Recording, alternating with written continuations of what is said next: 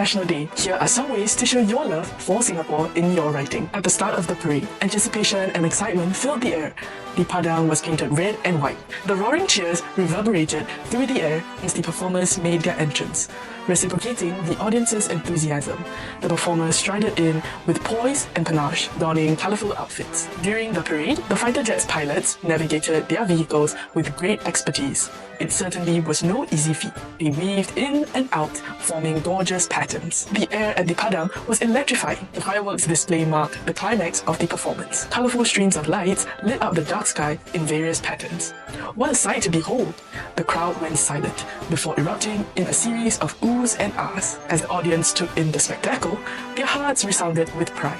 After the parade, reflecting upon the celebration, I felt a wave of patriotism washed over me. No words could express my gratitude for the sacrifices of our forefathers. On behalf of everyone from Writers at Work, we wish you a happy National Day. Enjoy the content, give us a thumbs up and subscribe.